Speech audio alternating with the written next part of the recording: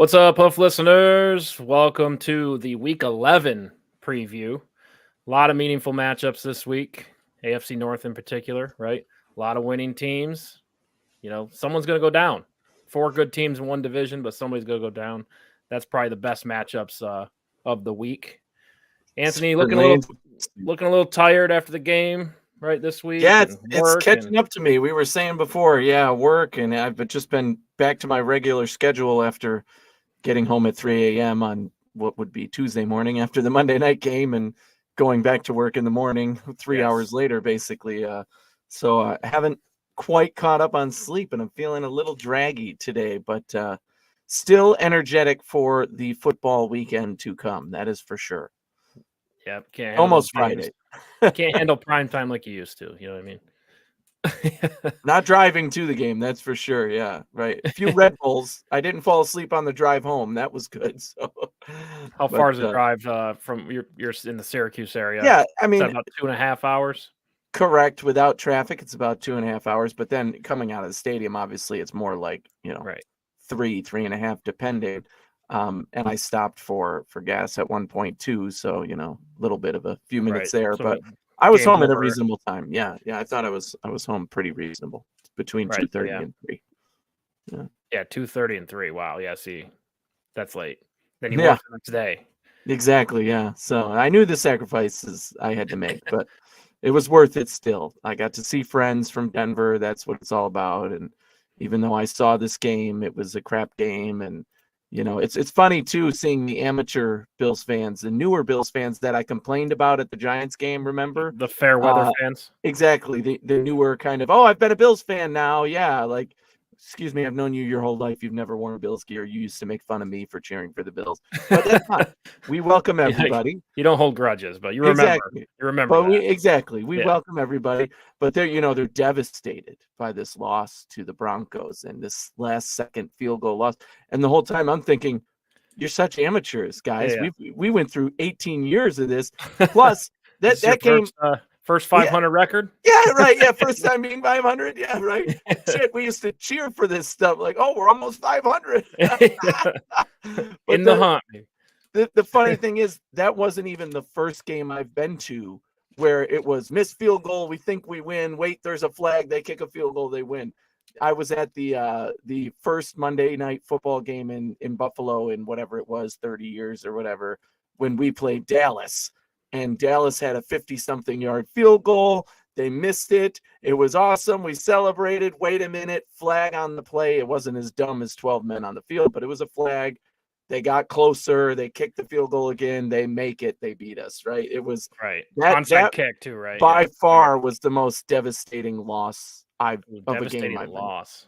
For me, it had to be the 13 seconds game. That I was at, I'm talking about in person. That you were at. I was not at the 13-second game. So so I'd have to go back to, the 2010 time frame, around that time, maybe years before, years after. We used to go to every Patriots game. Oh yeah, because you wanted to be there when they beat them, right? Because the record was so huge, right? Brady was like undefeated versus the Bills. His career-ending record was like 30-2 versus the Bills, around that. I don't think those are exact numbers, but. And then they beat him in 2011. You saw the fan reaction, and it was all wild and crazy. We wanted to be part of that. So every year we went to the Patriots game, and every time I went, they lost. Yep. And there was a lot of close games, right? There was a lot of Bills were up 21-0 in one game, and the Patriots still come back and win. Crazy. And then the other notable game that was miserable was you ever watch the NFL Top 10? It's like the show that goes through like the top 10 free agents of all time. Yeah. Well, this one was the top 10 worst games of all time. And number 2 on the list was Browns Bills, and I was there for that.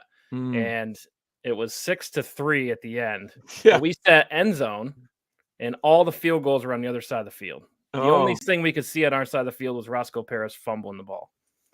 So, yeah. Yep, that's a pretty gross game to be at too. Yep. So. At least my game was back and forth and fun throughout the whole thing, but devastating at the end. It was just like first Monday night game. Everybody was feeling it, wanted to get that win. It would have been a major upset if the Bills won, and we almost did. But yeah, that was back in the Romo days too. So yeah, it was interesting. And it's funny because it's been a while since we kind of felt this way, where the Bills just completely blow a Monday night game, right? Yeah. And it's like, oh, hello, darkness, my old friend.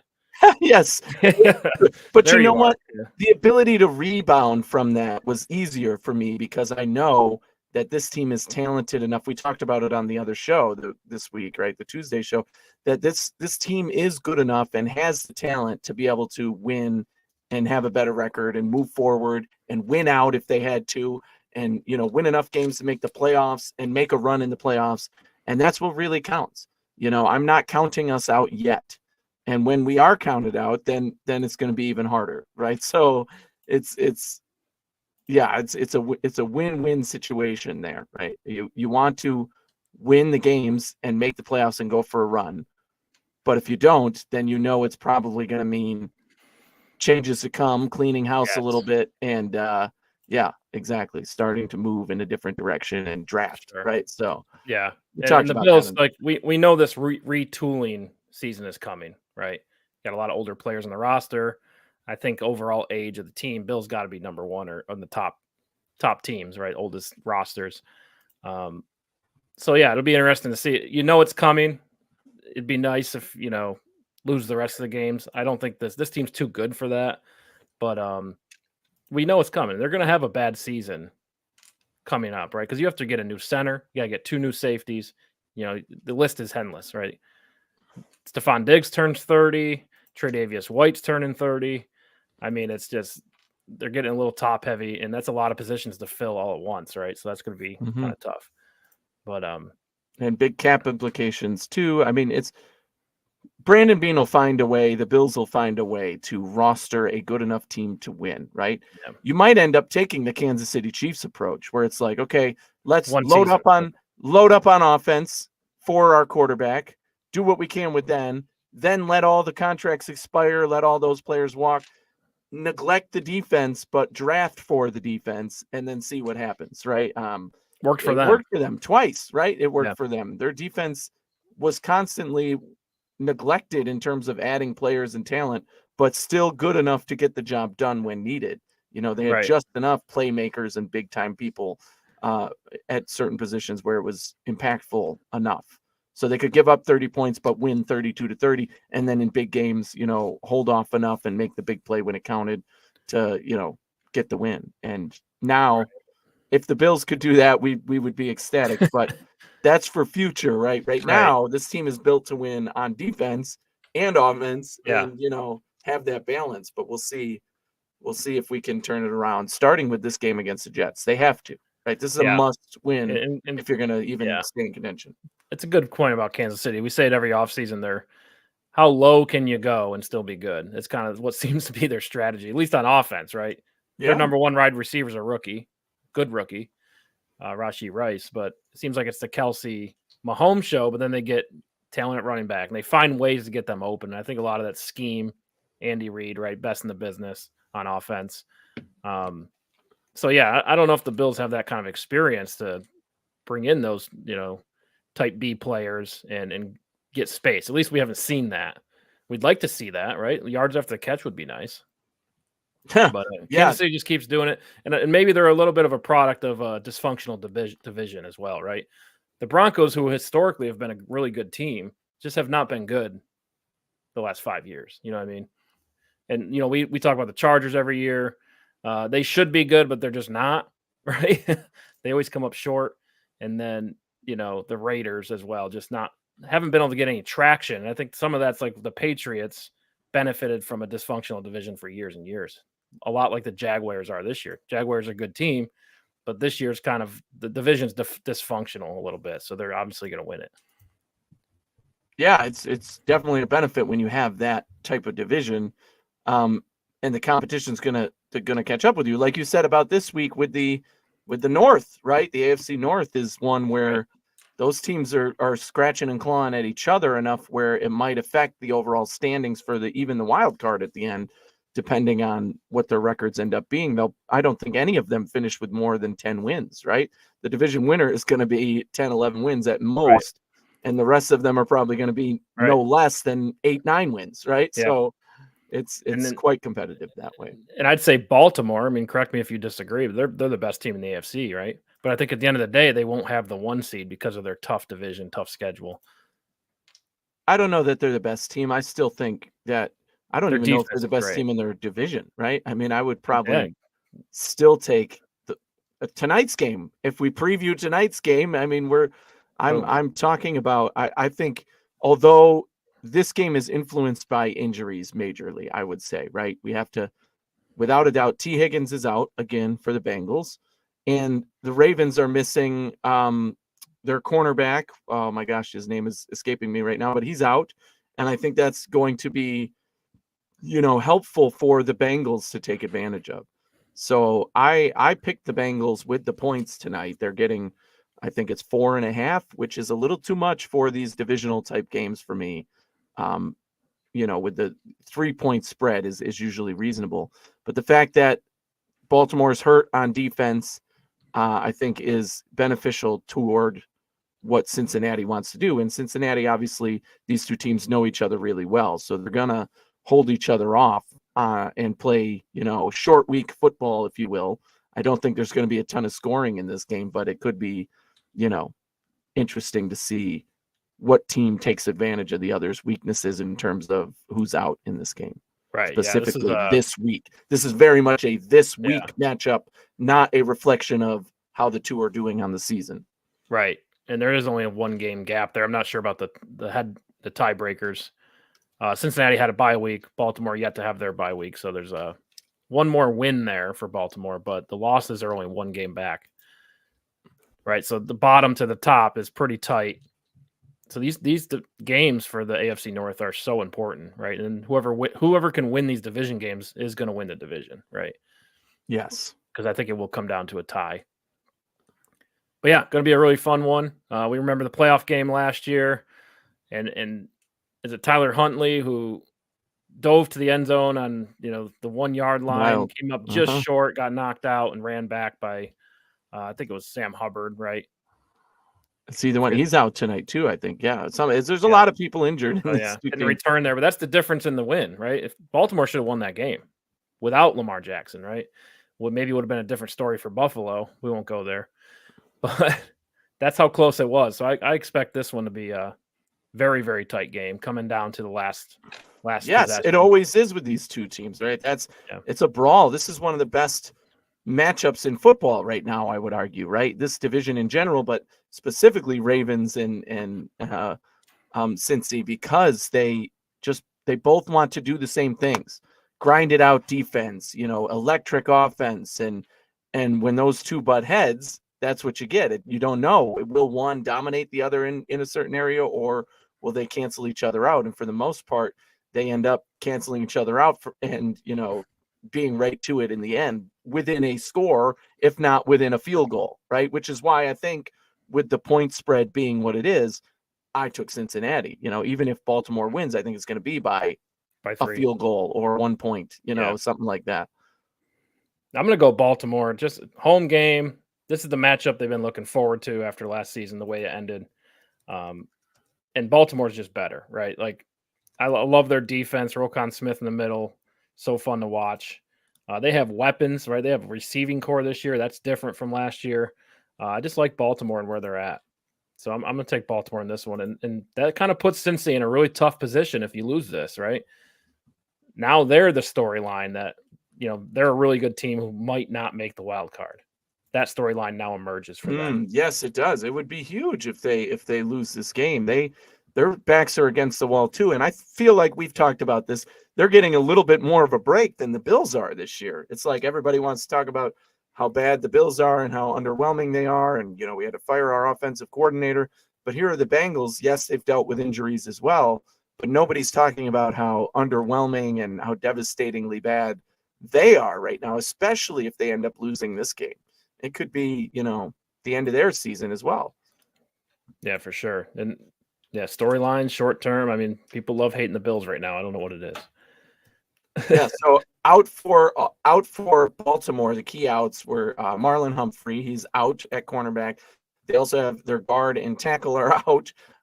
So that's never good, right? Offensive line woes.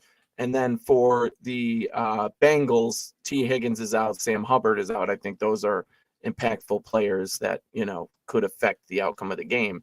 Talk about canceling each other out a little bit. Your offensive line's banged up, your defensive line's banged up, your, receiver is banged up, our cornerback is banged up. So, it's going to make for, I think, still a pretty tight matchup between these two. Yeah, should be fun to watch. Looking forward to it. Kicks off here in about an hour. That's why we're going a little early tonight so we can get this full game. It's going to be a great matchup for a Thursday night game. Yeah, going to be one of the better ones. So, all right, so let's get to the Bills real quick. Give the people what they want. 4:25 game. Jets at Buffalo. Jets are +7. Which again, the Bills have just been. They get some pretty big lines here, and I think that's because you just don't. We know their capability, just haven't put it together. But because of the consistent, lack of production on offense, you think these lines would be a little tighter. Right. You mentioned, last week it was plus the Bills were -7 versus the Broncos, and that seemed like a better matchup for the Bills, but at home still. Now we're at home versus the Jets, and the line is still only 7 points. I say only, but the way the Bills have played on offense, I would not bet the Bills in this game -7. If you think they're going to win, it's more like 3 or 4 points than 7, I would say, just because they're scratching and clawing their way back on offense, and they're going against one of the best defenses in the NFL, who happens to be a team that plays them really tough every single time, and they haven't played well against. So I'm still taking in my picks. I picked the Bills -7, but I am not betting this game. Let's just say that. It's not going to be in my pick 6. So yeah, that's kind of what I'm feeling too. Which team needs it more? They're both going to be desperate to get playoff position. It's I feel like the storylines for the Jets are the Zach Wilson show's getting a little stale, right? Mm-hmm. I think everybody's kind of on to them that like ownership's involved with making sure he plays. Mm-hmm. Right. I think he would have been benched by now if that wasn't the case. So that's stale right now. Are you going to lose the locker room with that? It's hard to tell. Their defense is still phenomenal. They can run the football effectively, consistently. And they've been playing better. Better than what they were playing is still not good, but they have been playing a little better on offense. But again, the ultimate point is Jets get this win. They're ahead of Buffalo. Right. And they're in the hunt. They're going to be one of the few teams in the hunt close to a wild card spot. There's rumors that Rodgers coming back in December. I don't know how true they are. That would be a remarkable recovery. Why would he come back just to end his career on something stupid as coming back from an injury? If you're in the hunt, though, this fan base has got to be starving for the playoffs, right? You can come back, win a few games, be the hero. I hope he comes back, plays a few games, and then is never able to play in the NFL again because he's an absolute idiot. Like, you want to come back from an injury that takes time to heal, especially at your age, before you should. Great. More power to you. Your career is over. You're going to get hit once and then realize you should have waited another 8 months to come back and play for no other reason than you're older. You need the time to heal. Even a young person would need the time to heal. There's no miracle pill for these types of injuries. Every body is different, obviously, but he's certainly not some miracle healer, right? And no matter how many, compounds from South America he takes or, whatever else, he's not going to get healed up in time. That being said, I do think this matchup means more to Buffalo than it does to the Jets. The Jets have the built-in excuse already. Well, we didn't have our quarterback. Doesn't matter how many games we lose, whatever. The players aren't going to be happy about that. The players in the locker room certainly aren't taking that approach by any means. But the fans, the organization, they understand the writing is on the wall, right? They would be in a much better position if they had Aaron Rodgers. They don't. They've been dealing with it all season. It's been a problem all season, and it's the end of their season. Most of them would believe that that's the storyline they're on right now. For the Bills, if you lose, like we've already mentioned, your season is over and you've got turmoil. It's your chaos, right? You hit the panic button is already smashed, right? Yeah. You got no more scapegoats. Sean McDermott is likely to be fired at the end of the year. There's likely to be a lot of turnover in terms of the roster it's just going to go. It's going to be extremely, extremely bad for Buffalo. So Buffalo, it's a must win. And after firing the offensive coordinator, I do think we're going to see a little boost there. I don't know if you caught any of Brady's press conference today, but it was encouraging, actually, because what I said is I wanted him to bring his own approach, his own personality, and he seemed to do that. He was like, listen, I got my guy. I got freaking Josh Allen. I think he's the best quarterback there is, and I'm going to utilize that, right? Finally, somebody just comes out and says that, right? Like, and hopefully that we see some change. There's no way he's going to implement his whole offense, obviously, in 3 days, basically, of prep, right? Well, he did what he's supposed to do. Like, introduce yourself to the media, kind of woo everybody a little bit. But the fact is, there's turmoil this week for the Bills, right? They're not going to be able to do a lot of game planning and change a lot of things, right? I think you'll probably see them run the ball more, maybe some more run concepts that seemed to work really well last week. Let's build off that, and then do a lot of the same stuff, but maybe just make it a little simpler, right? I don't think Josh Allen will have a ton of yards in this game. I think they're going to go conservative and kind of play the Jets type of game, right? There's, don't turn the ball over, and just it's almost a race to 20 points. You get 20 points, you're almost in the clear. That's right. Jets, yeah, right. You expect that their defense, even against their offense, even against our depleted defense, is not going to score 20, right? So I agree that is the approach. This certainly nobody would circle this game and be like, this is the get right game for the Bills offense. No, that's never going to be the case. I mean, we can talk about that after the bye week. You got to get through Philadelphia. Then you have a little time to breathe and maybe change some things, but you got to win this one, right? Yes. And then you got a really tough matchup against Philadelphia next week. So I think you just got to find a way to win this and grind it out. I think it's a grind it out type game. And then hopefully that momentum of like, hey, finally we're doing something that works. Even if you only win by a point, as long as it isn't a 4 turnover, ugly offensive game it has been over the past few weeks, I think that will give momentum going into the game against Philly. Yeah. Where you're still got that underdog mentality, like, oh, okay, we have something to build on. Your confidence gets going in the right direction. You got to take that first step, though. So it is, to me, a bigger game for the Bills. Yeah, for sure. And these grinded out games, you make mistakes, you can easily lose to this Jets team. Right? We saw that in week 1. It got wild with the football, and they had a lead. They had a comfortable lead, and Aaron Rodgers goes out. The Jets were a little deflated, and the Bills just let them back in, and you can't have that type of stuff in this game, right? So I'm a little nervous about that. But what are we most worried about with the Jets? Well, Breece Hall is a little scary on offense. Garrett Wilson obviously is going to get 7-8 catches. Yeah. Right. And then their defense is really good. And the way the Bills have been playing against this defense, it's going to get out of hand quickly, right?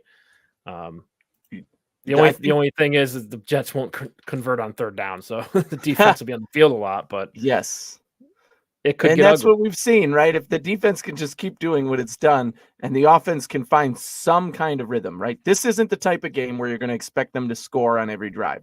No, the Jets defense is just too good for that. You're going to get stopped. You're going to have 3 and outs. That's okay. In this type of game, that's okay. You just have to realize, okay, what didn't work on that drive? What can we do for the next drive? And figure out what's working and stick to it, right? We've talked all season that seems to be the problem. Dorsey was going out of his way to try different things after something else had worked.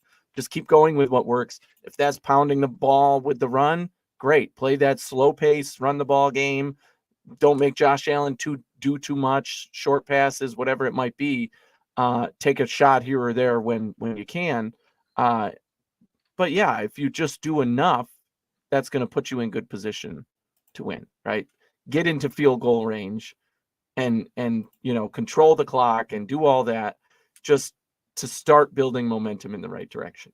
This game doesn't have to be a complete depiction of the Bills offense. I would rather it be the one that stands out as like, oh, that was that weird game where they didn't quite do what they're capable of, but they got to win, right? We aren't certainly a ground and pound, run out the clock game, but I would love to see that in this game if it works, right? If the Jets are shutting down the run completely, then obviously you can't continue to do that. But that's how I feel about it at this point. Just control the clock, control the game, do what you can on both sides of the ball, and keep the momentum in your end. You can't make the big mistakes, which is what you mentioned earlier, right? Because you throw one interception or you fumble the ball in one bad circumstance, and it could completely change the momentum of the game. And right. You want to leave that up to the Jets to make those mistakes with their quarterback. And their offense is they have big playability with Garrett Wilson, with Breece Hall. They have big playability. Yeah. But they haven't been able to put it together either, right? To turn it into points on the board. And the Bills have done a great job, actually, of shutting down. I mean, what Javonte Williams last week didn't have some electric game. Yeah, good point. Most of his carries got stuffed right at the line for less than 3 yards, So I hope that continues in this game. And even if they give up a big run here or there, like we said, it's okay as long as you're still controlling the game on offense, right? Right. So on a scale of 1 to 5, how nervous are you about this game? Let's say 5 being most confident, 1 being least confident. Confident is different than nervous, right? Okay. So I'm 5 not being least nervous, 1 being most nervous. Because the season's over if the Bills lose. exactly. So nervous, it's weird to me. My personal feeling right now is I'm neutral almost. It's like I'm not nervous. I know we can lose to the Jets. We are capable of losing to the Jets. So that makes me not nervous in a way, because if they beat us, I'm not going to be like completely floored like I was when we lost to the Broncos, right? Right. It's not that type of feeling. It's more of like I will be just as heartbroken after if we lose, because I know what that means. That means the season's over. That means big changes are coming. And it's certainly not the outcome I'm looking Right. for. And anytime you go into a rebuild, you just don't know what the other side looks like. There's too much uncertainty, right? Exactly. Yeah. You don't want that uncertainty in your organization again. For But sure. at the same time, I am confident that the Bills have the better team. Nobody is saying otherwise. Nobody. Even the Jets locker room is like, look, they're better than us, but we already beat them once and we can do it again. So, that when it comes down to it, that's what I want to see. Execution, live up to your talent level, do what has to be done to get the win. That's what good teams do, right? It doesn't have to be pretty. Just go out there, do what has to be done to get the win. And I'm confident. So my confidence level is higher in that, because I'm confident that they are capable of doing that. I'm not as confident that they're going to execute perfectly and, oh my God, this is going to be a definite win, right? So if you're asking me for a score prediction, I'm probably at somewhere like 10-16 Buffalo, and I'd be happy, right? That would, I'd be doesn't sound too phenomenally excited, right? Like 10-16, bam, we did it. Like that's all. I think the key to the game overall is the Bills have to have long drives and move the ball. Mm-hmm. Right. You gotta make sure that your drives end in points, right? And I think you can beat the Jets because we know their offense will struggle. Right? We've seen it week in and week out with them, and they're struggling on third down. It's been better, but still not good. So if the Bills can convert those third downs, end in field goals, like you mentioned, I think that's the key to victory in this one, right? Nothing too flashy, just keep the drives going, and I think it'll be relatively smooth. Right? You're not going to have a flashy deep ball type game. You're not going to score 30 on this defense, right? So, I like ground and pound. I'm feeling the ground and pound. You have depth at running back. I mean, not sure what the status of Leonard Fournette is, but might be a good week to activate him. We've seen him inactive so far, but I mean, let's get the 3-headed monster going a little bit, right? Saw James Cook. He had 100 yards rushing. I know it was ugly, but he got to 100, right? He's definitely capable of that. Let's unleash that a little bit. That's what I would like to see. Yeah. All right. Because that's gonna clear things up for those short passes. I mean, you look at like Russell Wilson's game versus Kansas City a couple weeks ago, or even versus the Bills. It's not like he's throwing for 300 yards. He's making efficient opportunities, and they've done that by establishing a good run game. And a couple of bad defensive plays for Buffalo. But yeah, I mean, so that's the type of game that I would find perfectly acceptable here. Yep. And, Quentin Morris, let's get him in the block, right? And then let's get, I think, Kincaid on these. I mean, these linebackers are big for the Jets, right? Quincy Williams, C.J. Mosley. They're not so look. They're still fast and everything, but they're not the fastest linebackers. So I like the Kincaid matchup, as long as he doesn't get crushed over the middle, you know. But I think that's a good matchup for Kincaid. All right, let's move on here. Lots of other games to get to. A lot of divisional matchups, starting with Tennessee at the Jacksonville Jaguars. Tennessee plus 6.5 at Jacksonville. What are you thinking on this one? I like Jacksonville in this one to get a much needed win. You know, this is a divisional matchup. It's going to matter for them. In the conference, it's going to matter for them. I think that they're looking to, you know, put their stamp on things and say we're here for a reason, both in their division, right, and the conference. So I look for them to bounce back against a vulnerable Tennessee team. They're playing at home, so give me Jacksonville minus 6.5. I think they win by 10 points. Yeah, I like that. I mean, Will Levis, you know, showing moxie, showing like he's you know, going to be a good starter someday. Just takes time to learn, right? And Jacksonville, I think, needs this one. Coming off the major loss last week. So I like Jacksonville in this one as well. Chicago at Detroit. Chicago's plus 7.5 at Detroit. Detroit right in the mix for that 1 seed. Got to think this is one that they should win, right? Absolutely. They're playing at home. Their momentum is high. Their confidence is high. Montgomery is back for them. This is a big game, and I think that Detroit's going to run the ball efficiently and pass where they need to. And this is going to be one of those games where they look like one of the most efficient teams in the NFL. So I think they're going to win by, 2 touchdowns or more and really establish that, like, hey, we mean business in the NFC. And when we're playing an inferior opponent, even though it's a divisional opponent, we're going to make that statement, especially at home. Yeah, I like that. Detroit's they're in the big leagues now, right? And you got to live up to that. The defense had a poor performance last week, but every time they've been having a bad performance, they bounce back and have a good week. So I expect the Detroit defense to step up and keep Chicago Bears in low score. Justin Fields expected to be back for this game now too, so that is a factor here. I think more with the run and still that connection he has with the offense and the their pass catchers. I'm looking at thinking of more like Cole Kmet than a DJ Moore, for example, in this game. But yeah, we'll see how Fields bounces back and his comeback from injury. Yep, gotta have it, right? And Chicago vying for that number 1 pick, right? Right now, sitting there, have Carolina's pick. So yeah, I don't think they're in the mood to win too many games. Exactly. Yeah. All right, Giants at the Commanders. Giants plus 10.5 at Washington. Sam Howell and company been playing well. Eric Bieniemy, right? Credit to him, offensive coordinator there. And the Giants, opposite side of the spectrum. When you start losing games, there's all kinds of rumors.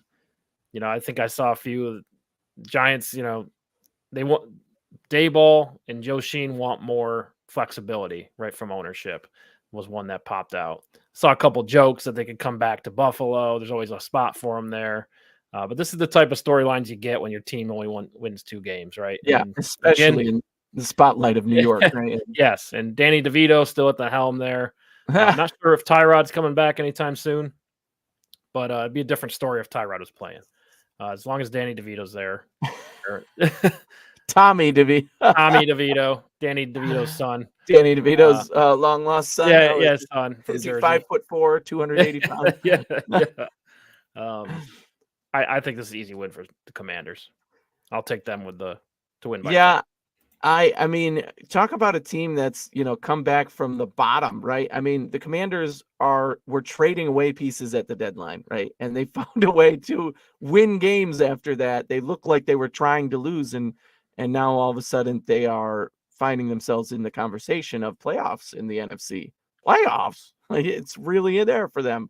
And what do they find? A tough divisional matchup against the lowly New York Giants all of a sudden. So the matchups have been very favorable for Washington, and they're taking advantage in those situations. So I do expect that Sam Howell and that offense is going to get things done against the Giants, who don't look good on either side of the ball right now.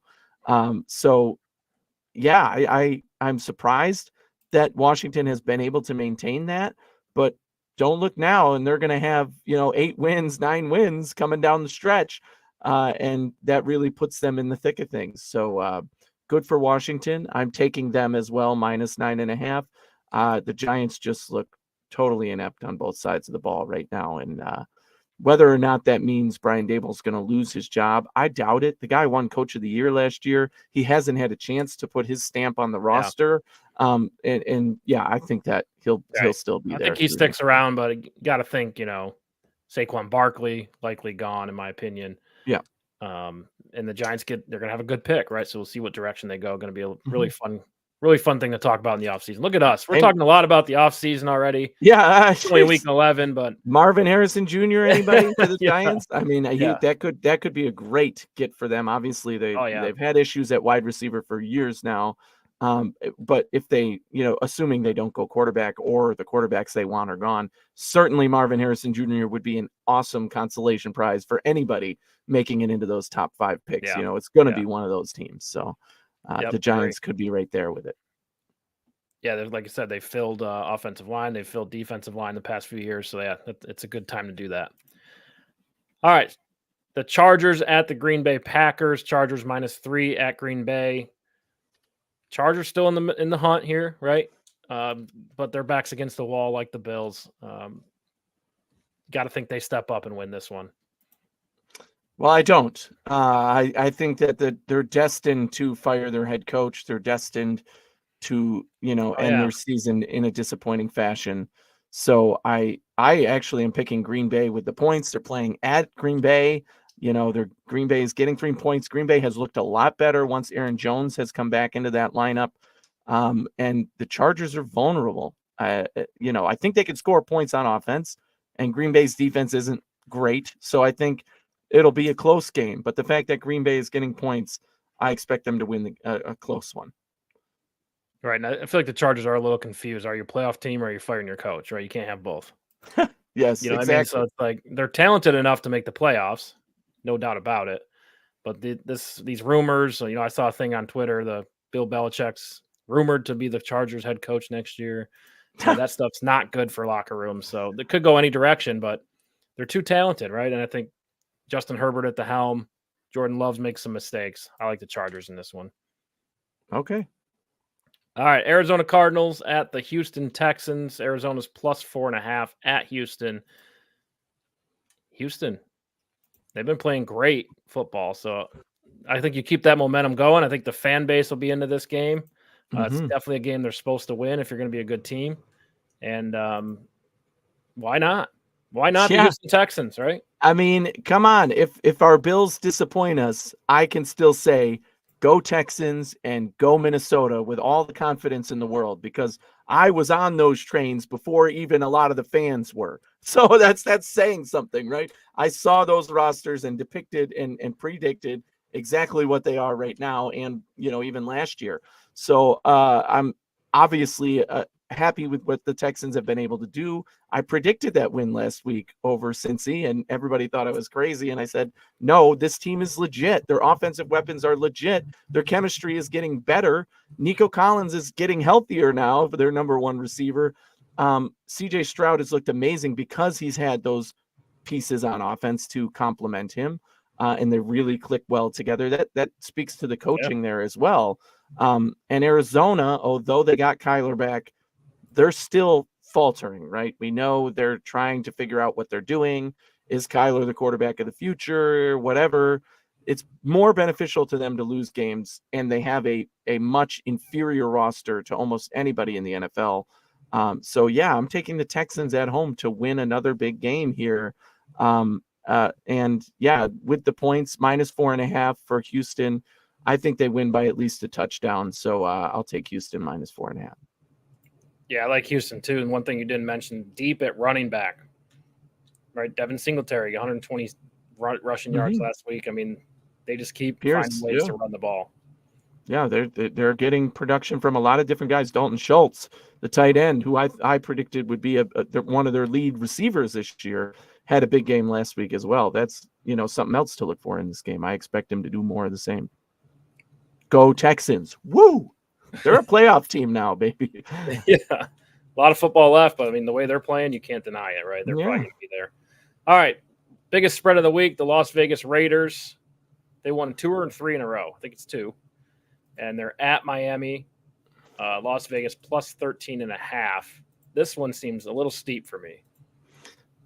Definitely. I'm with you on that one. Although I expected Miami to be favored at home and by at least 7 points, I could see the line being like 8.5, below 10 at least.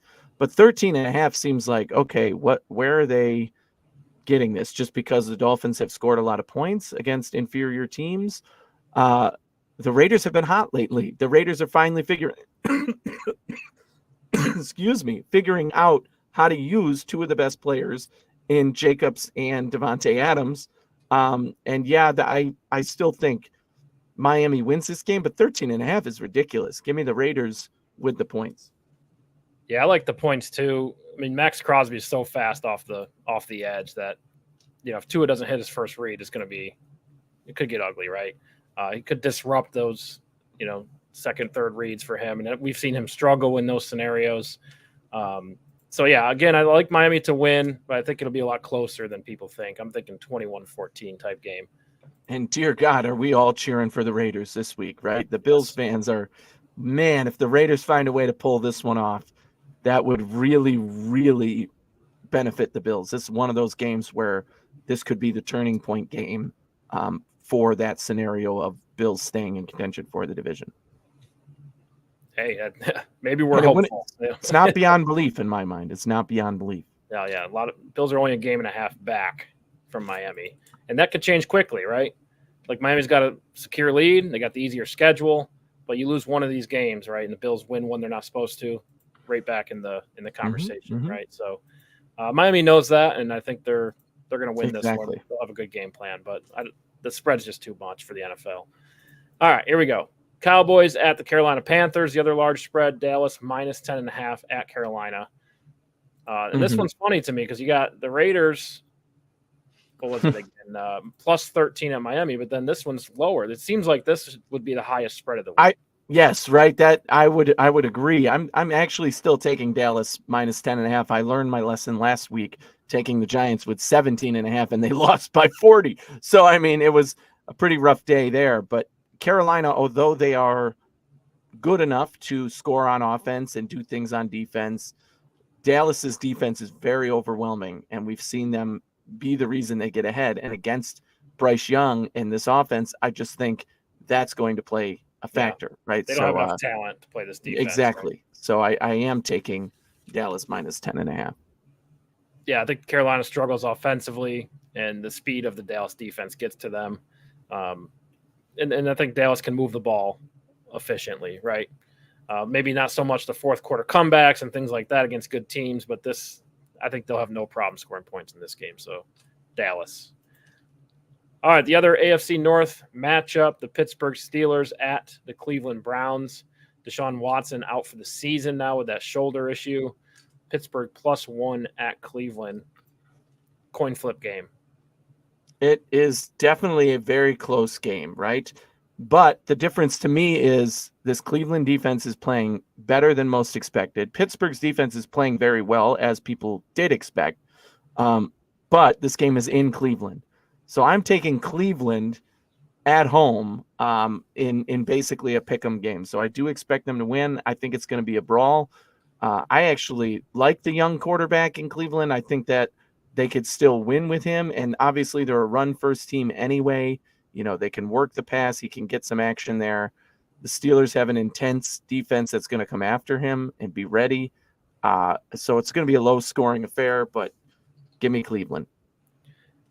Yeah, and I like Cleveland's quarterback as well, but this is his first start, right? I think he had one spot start where Watson was sick or something earlier in the year. But anyway, tough position for him. You're playing a division rival. You're both in the wild card slot right now. You're both in the mix for the division. I'll take the experience at quarterback with Pittsburgh Pittsburgh Steelers. A coin flip game. Experienced second-year quarterback.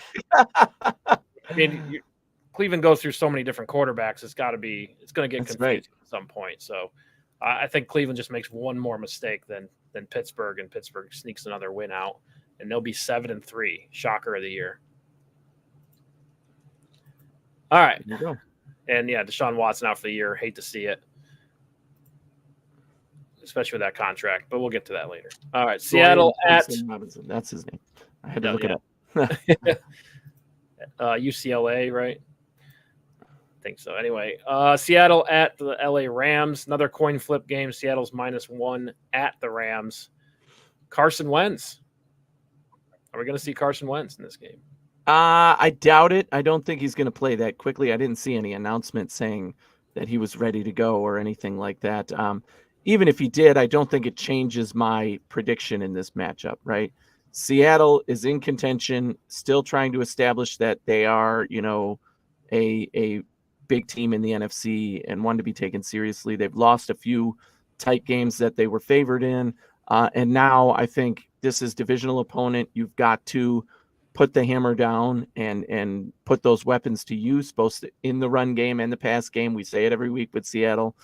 The Rams are also capable on offense, but with the injuries that they've faced, especially at the quarterback position now, I think Seattle is going to have enough firepower on offense to overcome that. And the opposite is true too. The Rams just can't get over the hump and find that rhythm again on offense. So yeah, I like Seattle in this one.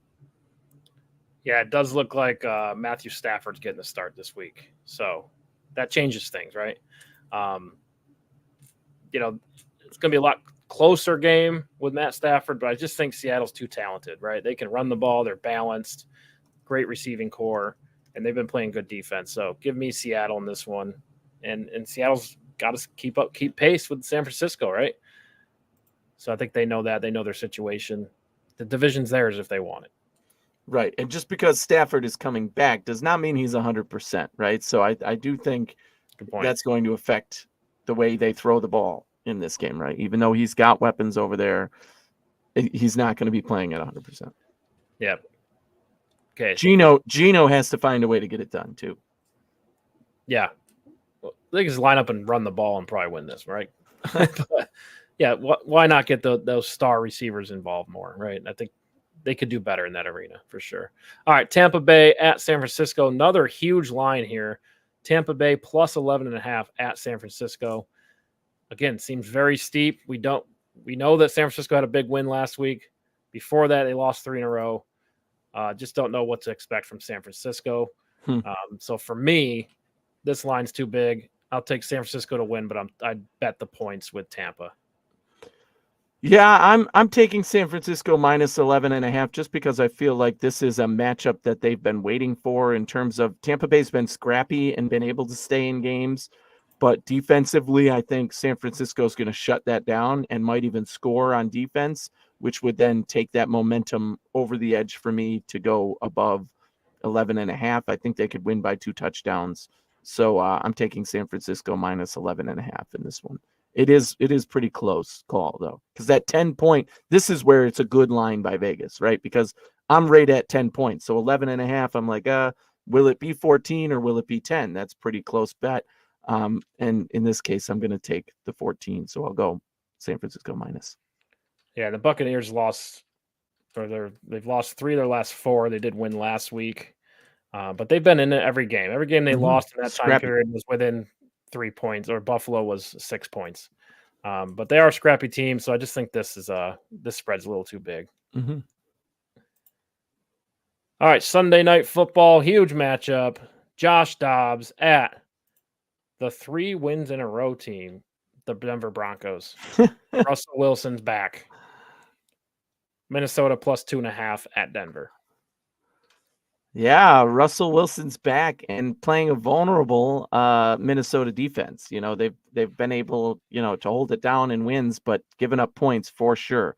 However, Josh freaking Dobbs, ladies and gentlemen, he is the better quarterback in this game. He's the better runner. He's the better passer. He's the better player. He's got better weapons. I'm telling you, Minnesota is absolutely legit. Okay. And I said that. And when they got Dobbs, I was ecstatic. I said, this is the guy who's going to help them win. I said, if he played in that first game, he would get them the win. He did. I said that he was going to win again the next week. He did. It's legitimate, ladies and gentlemen. This team is for real. They are good enough to win, and they still haven't played with Justin Jefferson, who may or may not return in this game. He's on the IR, but his 21-day window was open last week, actually. He was potentially returning last week. So I expect that he may return this week. Of course, that's always going to be a last-minute announcement when you're coming off the IR. So we'll see how that turns out. But even without him, they've been playing phenomenally. And Denver's defense has been vulnerable. Dobbs can run the ball, right? And Minnesota has running backs that can run the ball. And I just think that's going to match up well against this Denver defense and keep them from, giving up too much to that Denver offense. So I'm going to say Minnesota wins the game, and I'm gladly taking the 2.5 points with it. Yeah, Minnesota winners of their 6 of the last 7. Their one loss came to Kansas City, and they've won 5 in a row. So you got to think the momentum keeps going. I mean, that even that Kansas City loss was only about 7 points. So yeah, Minnesota rolling, and yeah, I think they are a playoff team. You correct? I stand corrected. Last week, kind of ruling them out, or when Dobbs came, kind of ruling them out. But no, it's real. Told you. Dobbs was getting blood from a stone. Now it's time to respect him, man. He's legit. Yeah, maybe Kirk Cousins is in trouble here. I don't know. We'll it could be. Could be. All right, Super Bowl rematch. The Philadelphia Eagles at the Kansas City Chiefs, Monday Night Football. Philadelphia plus 2.5 at Kansas City. I don't agree with Kansas City being the favorites, but I think it's because they're at home. The Taylor Swift parents are meeting, or Kelsey Swift parents are meeting, right? So yeah, what do you think? I hate this game. That's what I hate. I hate it because it's a bad matchup for Philly. It's just a bad matchup no matter what way you put it, right? I want Philly to win. Obviously, it's always good to see Kansas City lose and be put in their place. But Kansas City's coming off their bye. Kansas City's playing at home. Kansas City's defense has been absolutely lights out this season. I think it's just a bad matchup for what Philly wants to do, and they've been fumbling a little trying to find their path with new offensive coordinator as well. I just think Kansas City's defense is going to stifle that Philly offense, and I think they're going to end up winning this game by a touchdown, not just 2 or 3 points.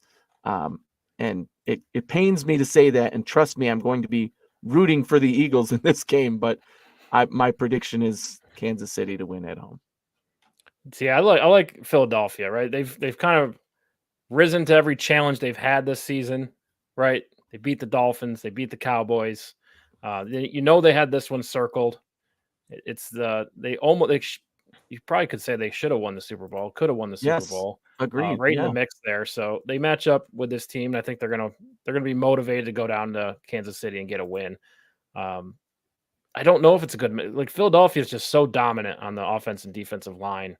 That'll be challenging, right? This is going to be a really great game. But I like the Eagles. I'm feeling the Eagles in this one, so I'll take them. I like it.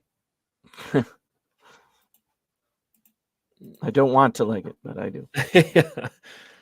Yeah, and we talk about the tough schedules, right? All this stuff, but Philadelphia's schedule is absolutely brutal, right? At Kansas City, got the Bills next week, San Francisco the week after that, Dallas again. Then you play the division leader in Seattle, which I think they're still the division leader. We'll see after this week. Yeah. But that's quite a stretch that they got to go through. But they're playing from the top, right? So I think they'll come out the 1 seed in the NFC. I still think that. So I like Philly. They've already positioned themselves well to go through that stretch and not have to be put in a must-win position. Yeah, for sure. Just checking Kansas City's schedule real quick before we jump out of here. Yep, coming off the bye, right? So they got Philadelphia, Raiders, Packers, Bills, Patriots, Raiders, Bengals, which would be a good one, and then they finish the season at LA Chargers. So yeah. It's hard to see the Chiefs not being the 1 seed given their position and the schedule and where they are today, right? Baltimore still has to go through the division. Jacksonville in the mix still, but they did have that bad loss last week. But it's looking like, the competition's faulting, with the Bills and Cincinnati, and then the Chiefs are standing all by themselves at the top, right? And we see that kind of year in, year out. So, yeah, I mean, I still expect the Jaguars to give them a run for that 1 seed. But yeah, Kansas City has positioned themselves well and continues to dominate their division, which is where it counts, right? And racking up those wins is putting them where they are. So they're still one of the best teams in football. They always find a way to win. Losing everything. Yeah. Yep. They find a way to Their win. number one receiver is a rookie, like you said. And Right. Travis Kelce's actually not having one of the greatest seasons of his career either, although he's, productive. But yeah, it's just remarkable. The defense has stepped up big time. Like I said, they're playing very good defense. Kelsey's out because he's Twitter pated. Yeah.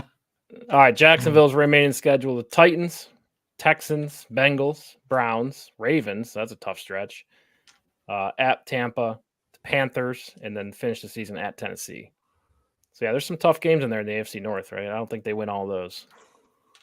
Maybe not, but we'll see. I think they'll be favored in a few of them. So yeah, they'll certainly be in the mix, no doubt about it. So it'll be fun to watch, and definitely keep an eye on it. But yeah, I think the number 1 seed comes down to Jacksonville, Kansas City, and if Baltimore can get through this gauntlet, they're absolutely in the mix. But I'm not sure if I want to put Miami in there, but wouldn't be shocked if Miami is in the mix, right? But we got to see them be a good team at some point. Yeah, we'll see how they fare against the Raiders. Like we said, if they can handle that team and look and beat the spread, I'd be impressed, right? And consider them a true threat. But they still have to win the games in front of them. And we've seen that team collapse on multiple occasions too much. Hopefully they can stay healthy and not collapse because of that. But yeah, Miami's still the division leader. Go Raiders, try and beat that team, and that would be a huge pick me up for that Bills locker room as well, I think. Yeah, it would. They need it more than ever. So thanks for tuning in. Be sure to tune in with us on Tuesday night as we recap the week, and we'll give our thoughts on the Bills game. 4:25 in Buffalo versus the Jets. Another must win, right? All of them are must wins at this point. So we'll have our thoughts then. And then next week, Thursday night, week 12 preview. Go through all the games, give you our thoughts on each game, and then don't miss Anthony's pick 6 coming right after this, as well as next week. Absolutely. And as always, thanks for kicking it with us.